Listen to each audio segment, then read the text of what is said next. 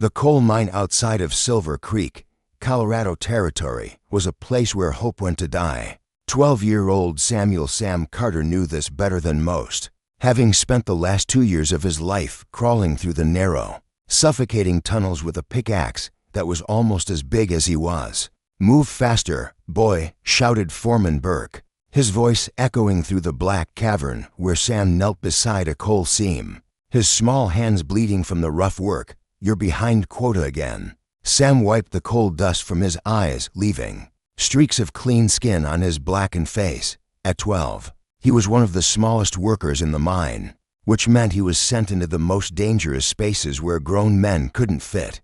"I'm trying, Mr. Burke," Sam gasped, his lungs burning from the coal dust and bad air. "The seam's real narrow here, and the supports look ready to give way. Don't make excuses." Burke snarled, raising his hand as if to strike the boy. "You'll work until you fill your quota, or you won't eat tonight." Sam flinched but continued working. He had learned that arguing only made things worse. For 2 years, ever since his parents died in a mine collapse, and he was sold to the mining company. To pay off their debts, Sam had endured 16-hour workdays in conditions that would horrify any decent person. The other child workers in the mine were in similar situations: orphans, debtors' children, or boys whose families were too poor to refuse the mining company's offer of a few dollars in exchange for their son's labor. They slept in a barracks that was little more than a shed, ate watery gruel and stale bread, and lived with the constant threat of cave-ins, explosions, and accidents. "Sam," whispered Tommy Morrison, a 10-year-old who worked in the tunnel next to his. "Did you hear what happened to Billy?" Sam's heart sank. Billy Henderson had been one of the older boys, 14 and strong enough to work the deeper shafts. "What happened?" "Cave-in yesterday in Shaft 7. They pulled him out, but his legs all crushed up. Mr. Carlisle says he can't work no more, so they're gonna turn him out with no money and nowhere to go." Sam felt his stomach clench with familiar fear. Marcus Carlisle was the mine owner, a cruel man who saw the child workers as nothing more than cheap, replaceable labor. Any boy who couldn't work was simply discarded like a broken tool.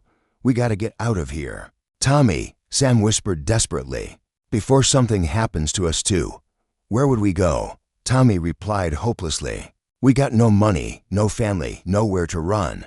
And if they catch us, Mr. Burke says they'll beat us worse than ever."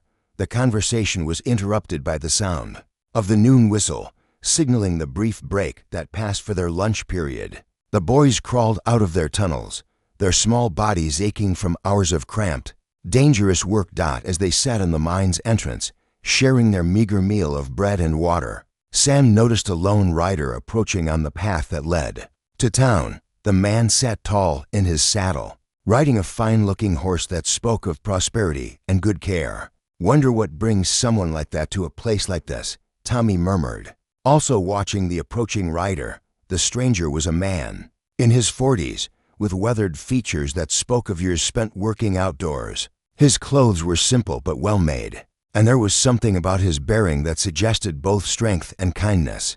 Marcus Carlisle emerged from his office as the rider approached, his oily smile fixed in place as he prepared to deal with what he clearly hoped was a potential customer or investor.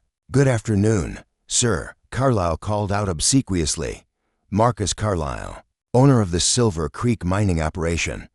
How can I help you today?" The stranger dismounted and studied the mine entrance with sharp, intelligent eyes. "Name's William Hayes. I own the Double Bar Ranch about 20 miles north of here. I'm looking to hire some workers for spring roundup." Sam perked up with interest, as did several of the other boys. Ranch work would be paradise compared to the hell of the coal mine. "Well, Mr. Hayes," Carlisle said smoothly, "I'm afraid all my workers are under contract, but perhaps we could discuss some kind of arrangement." Hayes's attention was drawn to the group of begrimed children sitting near the mine entrance. Sam could see the shock and disgust on the rancher's face as he took in their appearance, hollow-eyed, malnourished, covered in coal dust, with the unmistakable look of children who had been worked beyond their physical limits. "Mr. Carlisle," Hayes said slowly, his voice carefully controlled, Exactly how old are these workers of yours, Poe? They vary, Carlyle replied nervously, clearly recognizing the disapproval in Hayes's tone. We employ workers of all ages, all properly contracted and compensated according to territorial law. Hayes approached the group of children, kneeling down to Sam's eye level. Son, what's your name? Samuel Carter, sir, Sam replied, his voice hoarse from breathing coal dust all morning. How old are you, Samuel? 12, sir. Hayes's jaw tightened, almost imperceptibly. And how long have you been working in this mine?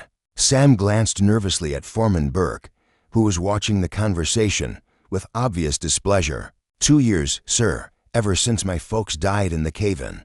2 years, Hayes repeated quietly, his eyes hardening as he processed the implications.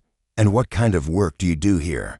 Before Sam could answer, Burke stepped forward aggressively. That's enough questions, stranger. These boys have work to do, and you're interfering with a lawful business operation. Hayes stood up slowly, his full height and obvious physical strength causing Burke to take an involuntary step backward. I wasn't talking to you. The rancher turned back to Sam, his voice gentle despite the anger Sam could see building in his eyes. Samuel, I asked what kind of work you do here. I work the narrow seams, sir, Sam said quietly. The places where the bigger men can't fit. Sometimes I have to crawl on my belly for hours, digging coal with a pick, and they pay you for this. Work? Sam looked down at his feet, ashamed to admit the truth. No, sir. They say I'm working off my father's debt, room and board and such.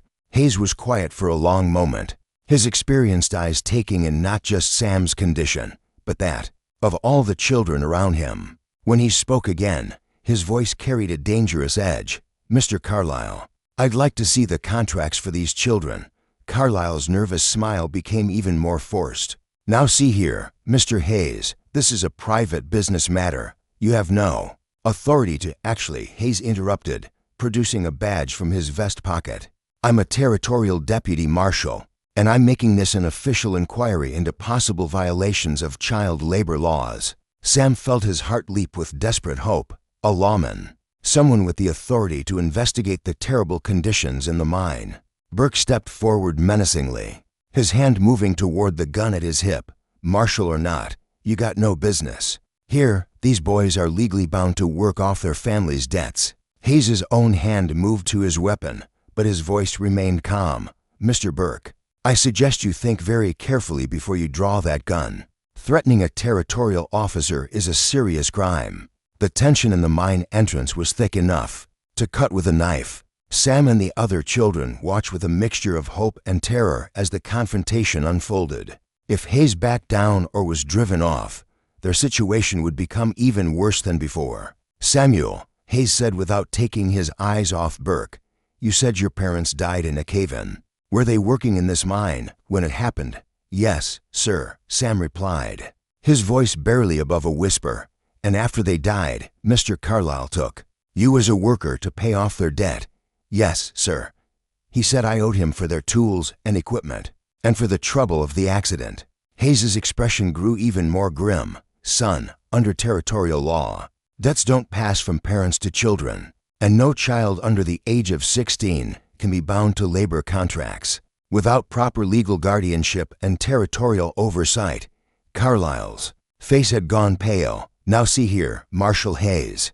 There may have been some administrative oversights, but everything here is perfectly legal. No, Hayes said firmly, it's not.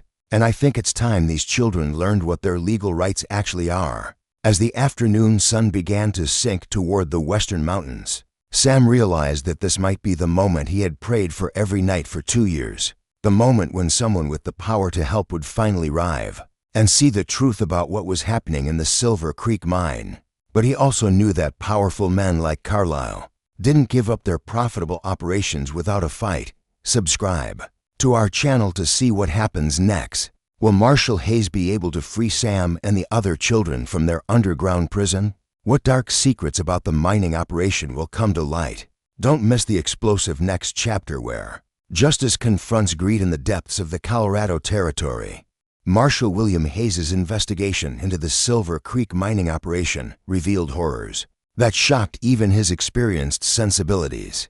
What he had initially thought was simple exploitation of child workers turned out to be something far more sinister, a systematic operation that trafficked orphaned and destitute children into what amounted to slavery. "Samuel," Hayes said gently as he interviewed the boy in the relative privacy of Carlyle's office, which the marshal had commandeered for his investigation, "I need you to tell me exactly how you came to work here."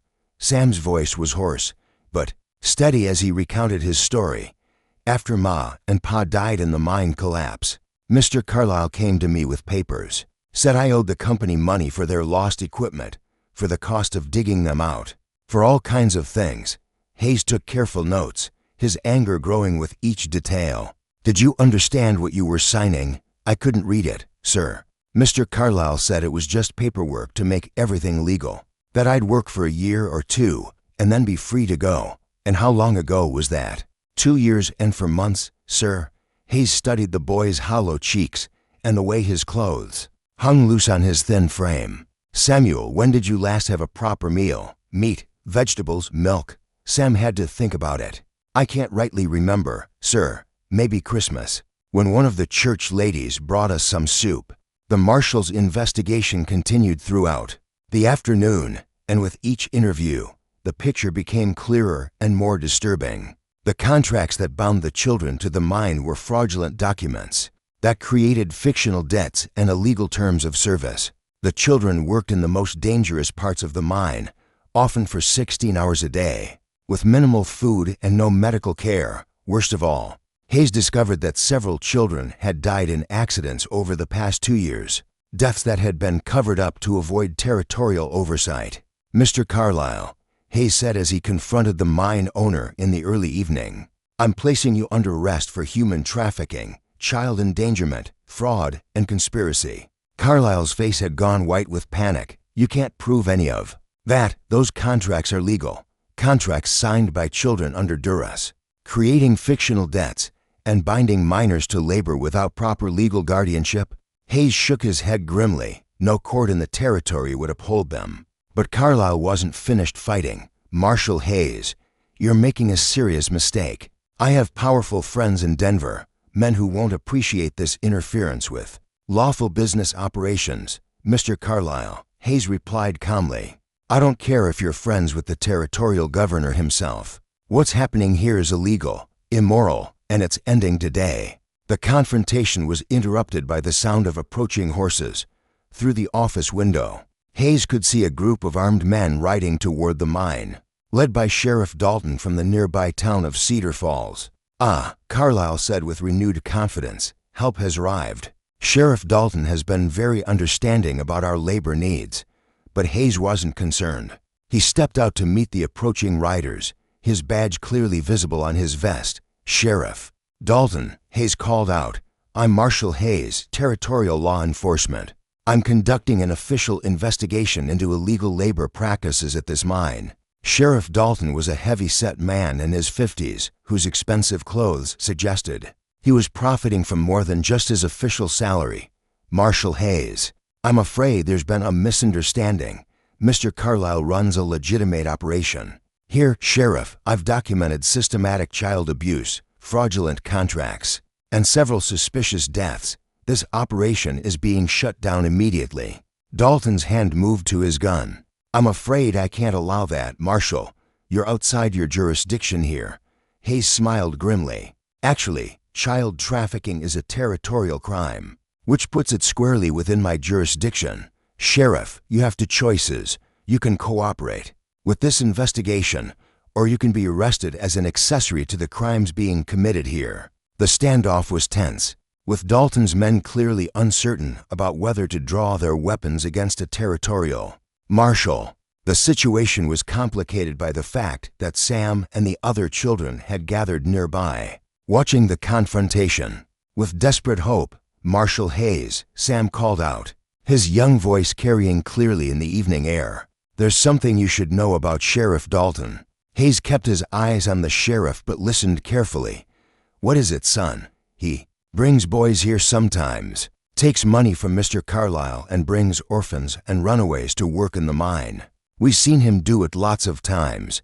The accusation hit Sheriff Dalton like a physical blow, and his face flushed with anger and panic. That's a lie. You can't take the word of some cold-grimed brat over a sworn law officer. But Hayes had seen enough corruption in his career to recognize guilt when he saw it. Sheriff Dalton, you're under arrest for conspiracy, child trafficking, and abuse of authority. What happened next was swift and decisive. Dalton drew his gun in desperation, but Hayes was faster and more experienced. The sheriff found himself disarmed and on the ground before he could fire a shot, while his men wisely decided to surrender rather than face a territorial marshal in a gunfight. As Dalton and Carlisle were placed in shackles, Hayes turned his attention to the most important matter, the welfare of the children who had been trapped in this nightmare. Boys, he announced to the gathered children, you're all free to go. The contracts that bound you here are illegal and void. But Tommy Morrison voiced what they were all thinking. Marshal, sir, where can we go? Most of us got no family, no money, nowhere to live. Hayes had been thinking about this problem throughout his investigation. Well, Tommy, that's something we're going to figure out together. But first, let's get you all cleaned up, fed properly, and examined by a doctor over the next several days. As Hayes worked to arrange proper care for the rescued children, he found himself particularly drawn to Sam Carter. The boy had shown remarkable resilience and honesty throughout the ordeal, and Hayes could see intelligence and character beneath the coal dust and malnutrition. Samuel, Hayes said one evening, as they sat by a campfire outside the abandoned mine, you've been through more hardship than most men face in a lifetime. What do you want to do with your freedom? Sam was quiet for a long moment, staring into the flames. Marshal Hayes, sir, I want to make sure this never happens to other kids. I want to help stop bad men from hurting children. Hayes smiled at the boy's answer. That's a noble goal, Sam, but you're still young. You need someone to take care of you, help you get an education, teach you the skills you'll need to achieve those goals. I know, sir, but who's gonna want a culprit orphan like me? Hayes had been wrestling with this question himself. His ranch was successful but lonely, and he had always regretted never having children of his own.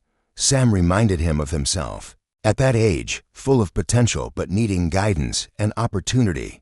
Samuel, Hayes said carefully, how would you feel about coming to live at my ranch?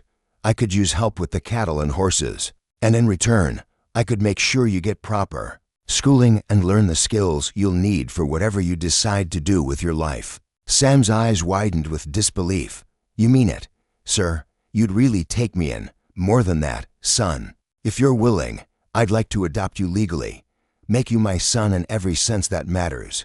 Sam's composure finally broke, and tears streamed down his face as he processed the magnitude of what Hayes was offering. After 2 years of believing he was worthless, fit only for dangerous labor in the depths of the earth, someone was offering him a family and a future. Yes, sir, Sam whispered. Through his tears, I'd be honored to be your son. As they shook hands on the agreement, both of them knew they were beginning something that would change both their lives forever. Subscribe to our channel to see the heartwarming conclusion. How will Sam adapt to life on Hayes' ranch? What challenges will they face as father and son? Don't miss the final chapter that shows how a boy rescued from darkness can grow into a man dedicated to protecting others.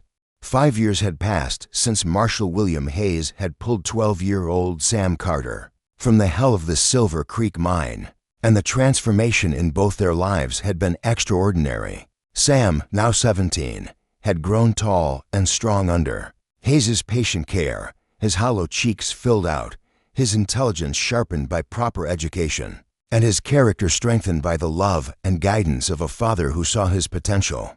The Double Bar Ranch had prospered under their joint management, but more importantly, it had become known throughout Colorado Territory as a place where young people in trouble could find help and hope. Sam, Hayes called out one crisp autumn morning as his adopted son worked with a spirited young Mustang in the training corral. We've got visitors coming up the road. Sam looked toward the approaching riders and immediately recognized the lead figure, Sheriff Morrison from Denver, honest lawman who had worked with Hayes on several territorial cases. Behind him rode 2 other men and what appeared to be 3 children. Looks like Sheriff Morrison's brought us another situation, Sam observed, his voice carrying the maturity that came from understanding the serious work they often undertook. As the group reached the ranch house, Sheriff Morrison dismounted with the weariness of a man who had seen too much human cruelty. Bill, Sam, good to see you both. I'm afraid I've got another case that needs your particular expertise. Hayes and Sam exchanged glances. Over the years, they had become known as the team to call when children were in danger from exploitation or abuse. What's the situation, John? Hayes asked, noting the three children who stayed close to Morrison's horse, their eyes wide with the wariness of those who had learned not to trust adults.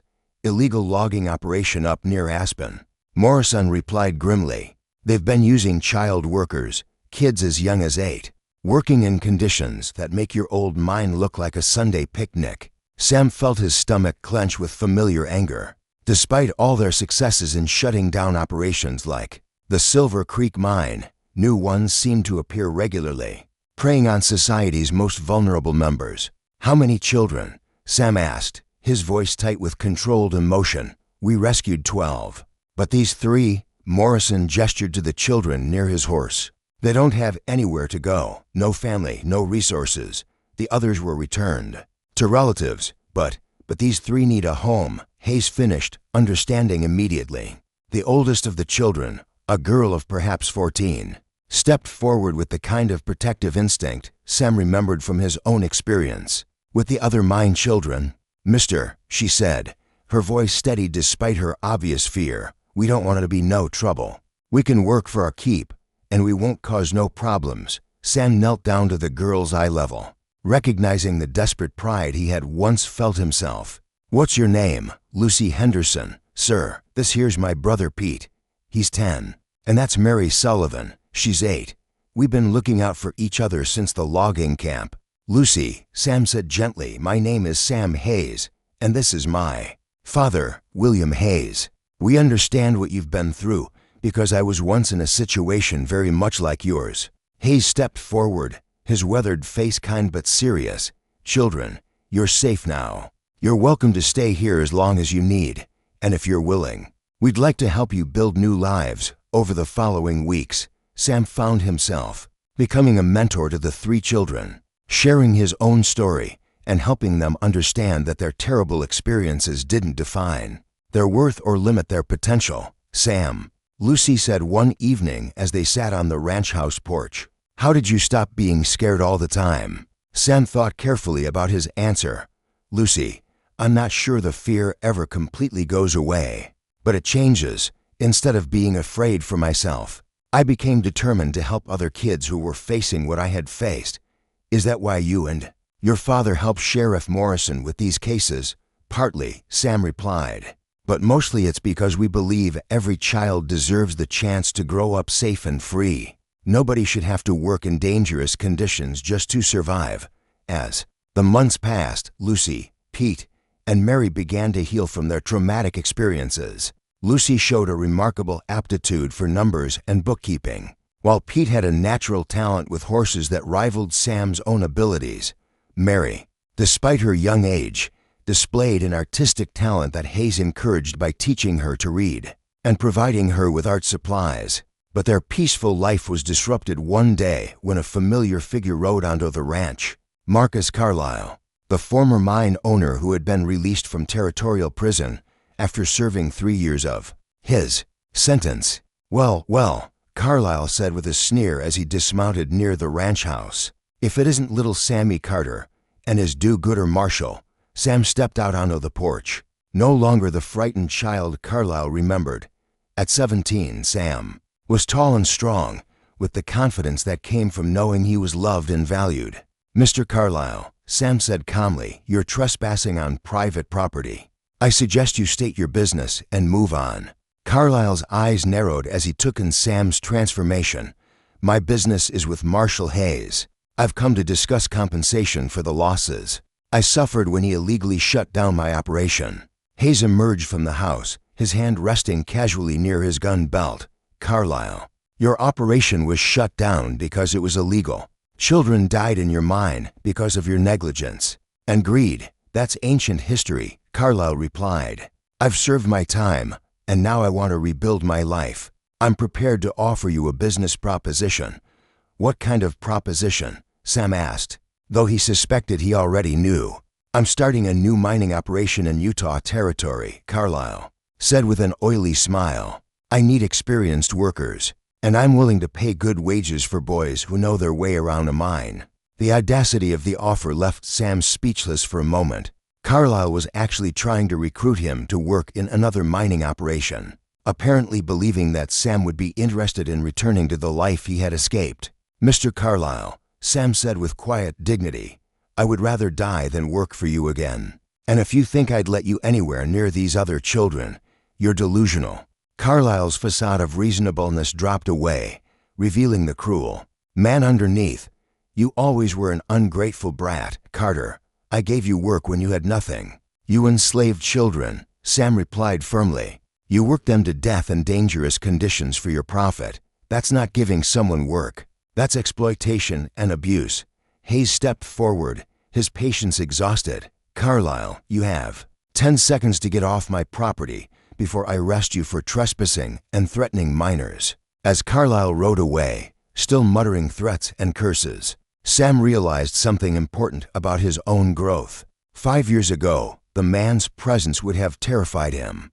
Now, he felt only pity for someone so consumed by greed that he couldn't see the evil in his actions. "Sam," Hayes said as they watched Carlyle disappear down the road, "I'm proud of the man you've become. You faced down the person who caused you the most pain in your life, and you did it with dignity and strength." "I had good teachers," Sam replied with a smile. "And I had something Carlyle never."